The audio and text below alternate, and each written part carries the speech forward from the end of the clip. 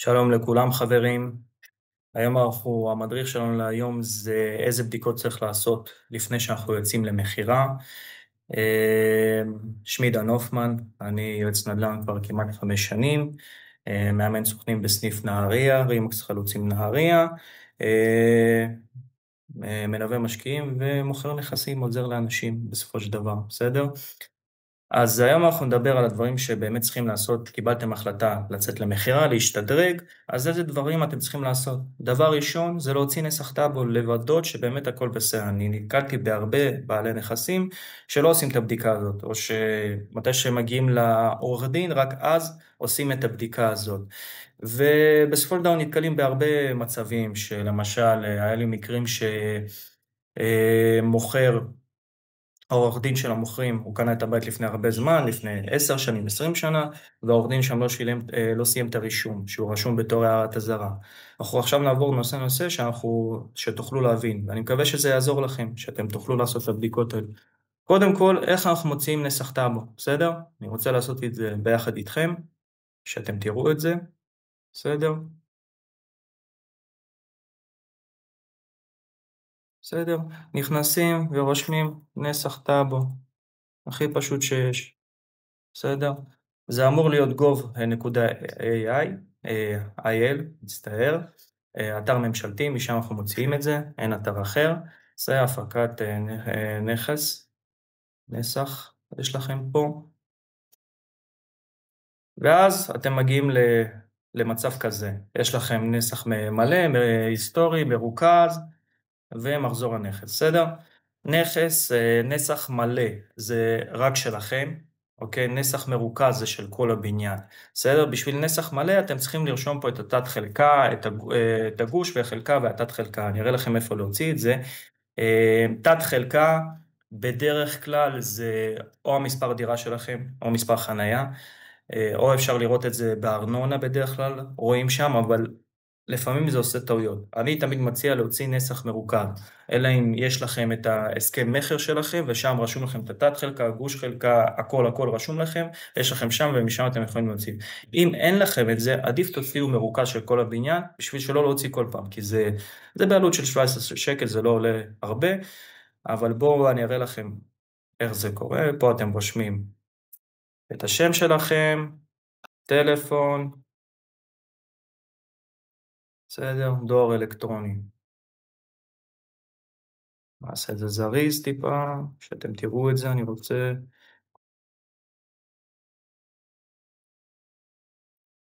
בסדר, עוד אחד נאמת את זה, .dh.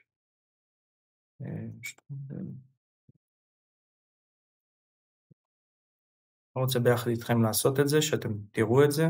איפה עשיתי טעות? ברור. הבא. עושים הבא, ופה יש לנו גוש חלקה.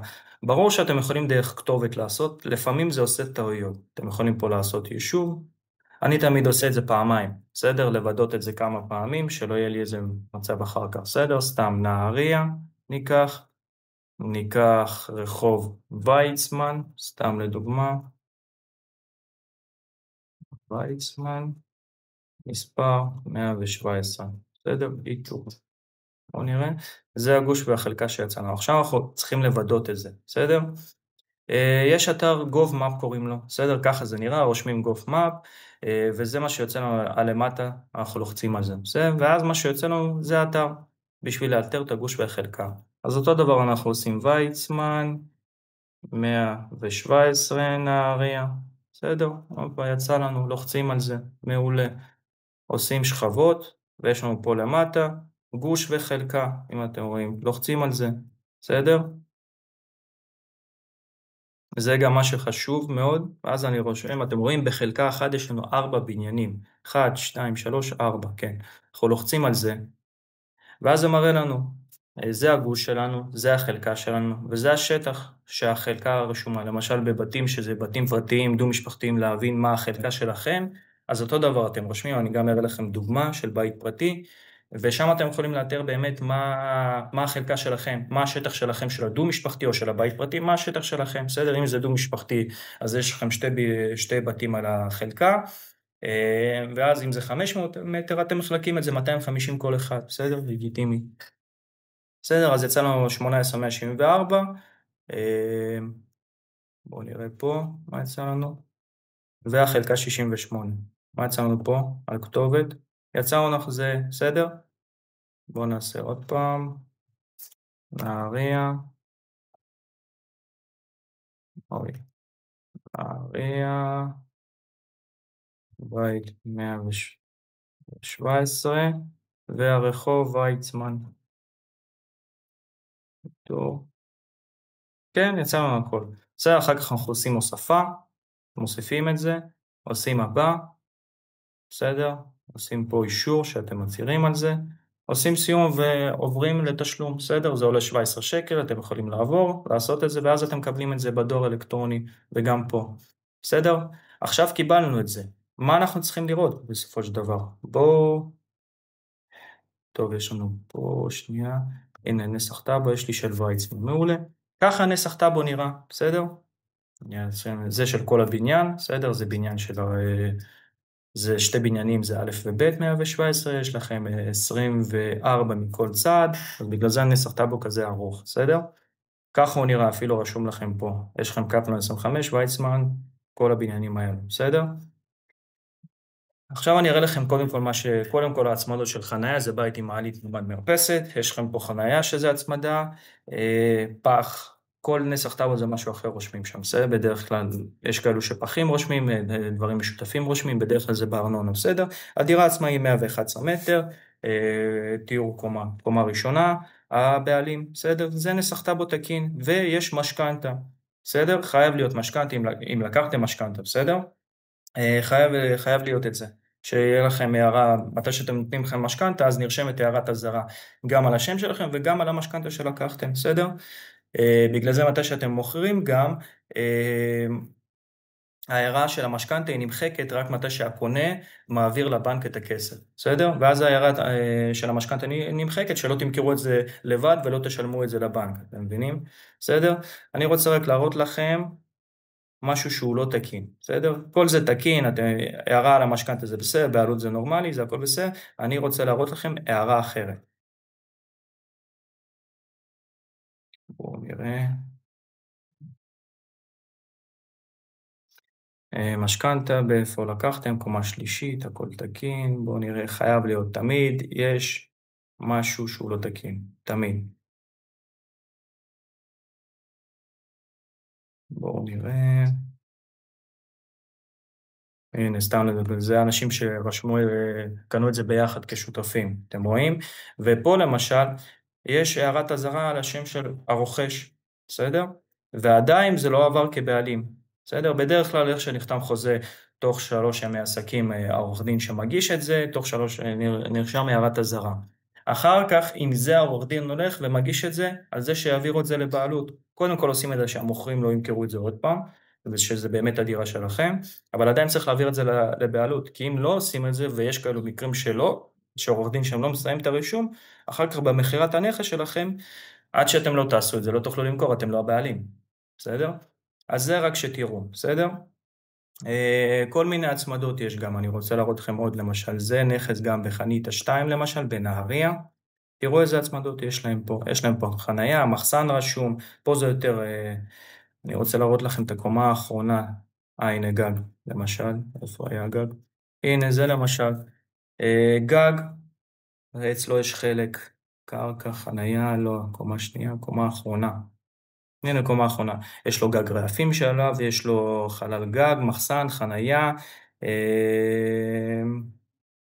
חלל הגג זה כאילו המרפסת שלו, בסדר? והכל רשום, הכל בסדר, מרפסת לא מקורה, נסח טאבו רגיל ופשוט ומובן הכל, בסדר? אז בדקנו את הנסח טאבו, הכל תקין, הכל בסדר, מה השלב הבא? לחבר'ה שיש לנו, שעשו תוספות, כמו מרפסת הוסיפו, או לא יודע מה עוד עשו, הוסיפו ממ"ד למשל, כל זה, או לא יודע, הרחיבו חדר, כל מיני דברים למשל, למה חשוב לי, יש לי הרבה חבר'ה שנפגשתי איתם, ואומרים לי למשל, דן, יש לי אישור, שילמתי על זה. בדרך כלל הם משלמים את זה לארנונה וחושבים שזה בטאבו. לא, הם שילמו את זה לארנונה, זה רשום להם בארנונה, אומרים לי, בסדר, זה שזה רשום בארנונה זה לא אומר שום דבר, אני חייב היתר בנייה. בסדר? היתר, באמת שעשו את זה.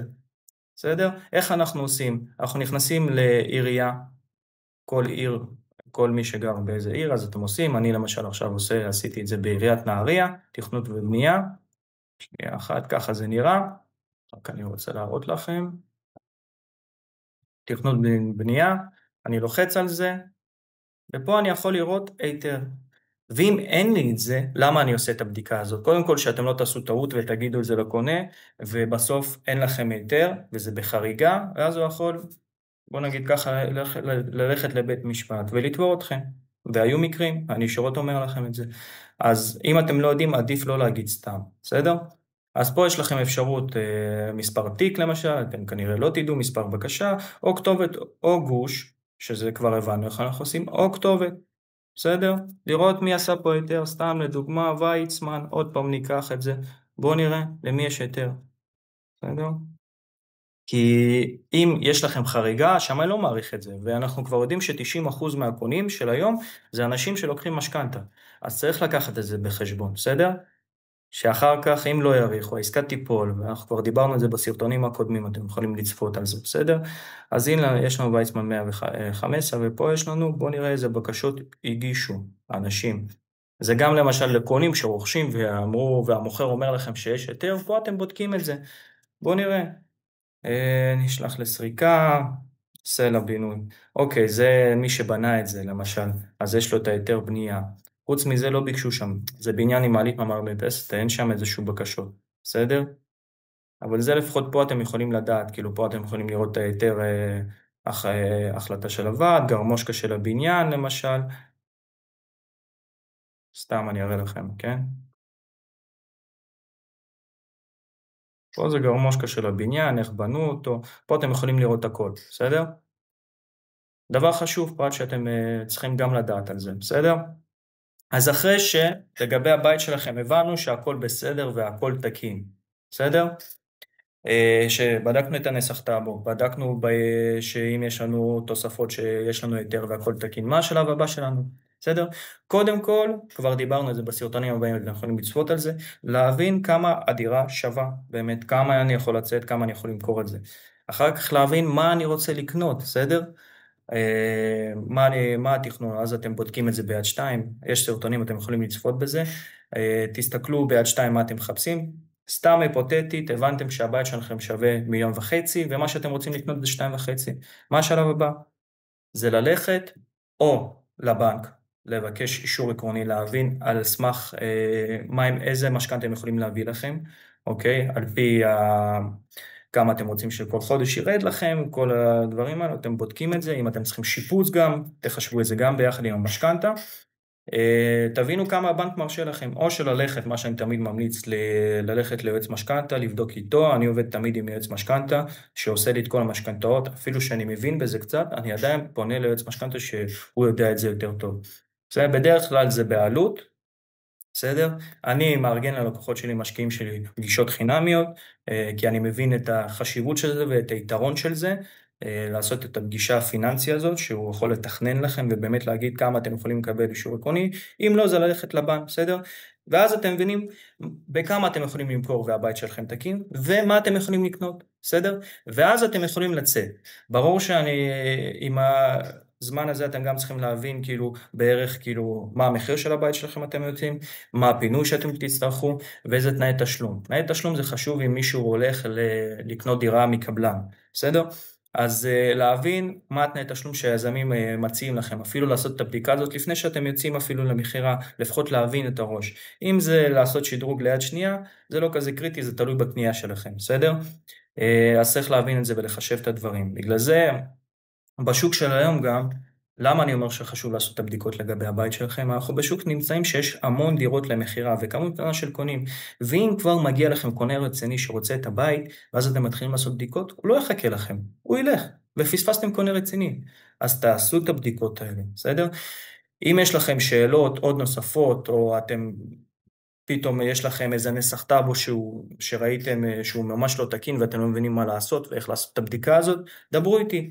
יש לי יועצי משכנתא, יש לי עורכי דין שאני עובד איתם, 24/7 הם אצלי זמינים, אנחנו מדברים, מתייעצים ואני מבין את זה גם באמצע פגישה. כמה פעמים קרה לי שלקוח שואל שאלה, אני לא עורך דין כלשהו, קצת מבין בכל מיני סוגיות של שפה של העורכי דין, בוא נגיד את זה ככה, כי ביצעתי כבר לא כמה עסקאות כבר ביצעתי, בוא נגיד את זה ככה, אז גם בזמן פגישה אני יכול לעלות, או עורך דין או יועץ משכנתא, אפשר לעשות את הבדיקה הזאת. הבדיקות האלו מאוד חשובות, בסדר חברים?